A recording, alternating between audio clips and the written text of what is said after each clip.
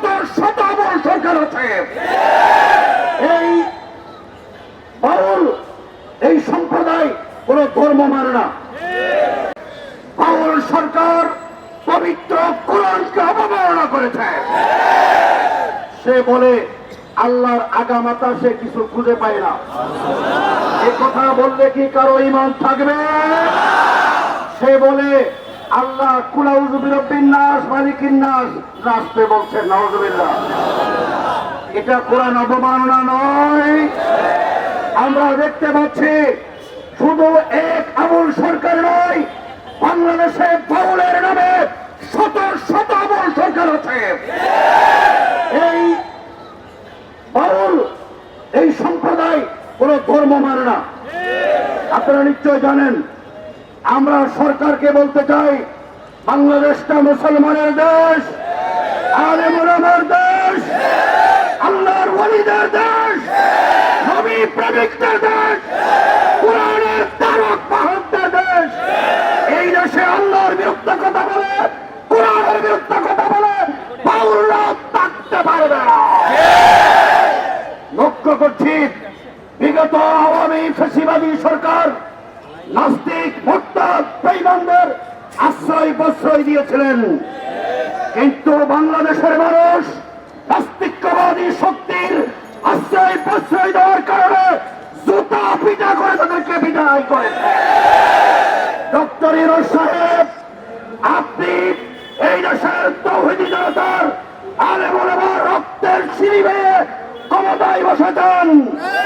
মনে রাখতে হবে, বাউলদের পক্ষ অবলম্বন করে আপনি ঈমান হারা হয়ে গেছেন।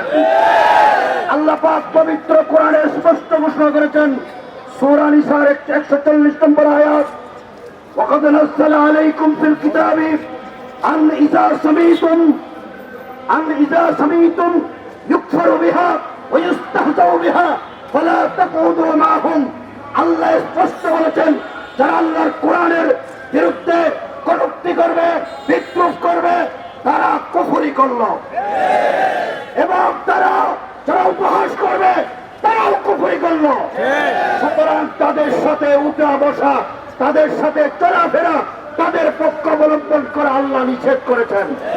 সুতরাং আল্লাহ নিষিদ্ধ যে বিষয়ে তাদের সাথে আপনি তাদের পক্ষ অবলম্বন করেছেন, স্পষ্ট ভাষায় ঘোষণা করতে চাই, বাংলাদেশের তাওহীদি জনতার হৃদয়ে রক্ত থাকতে বাউলদের পক্ষ নিয়ে আপনি থাকতে পারবেন।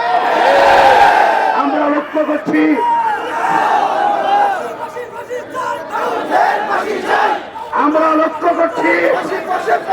ডক্টর ইউনূস সাহেব আগামীতে নির্বাচন করবেন। নির্বাচনের আগে বাউলদেরকে মাঠে কারা নামিয়েছেন, আমরা মনে করছি রাজনৈতিক ফায়দা হাসিল করার জন্য। এখানে বিদেশি কোন শক্তির ইন্ধন আছে।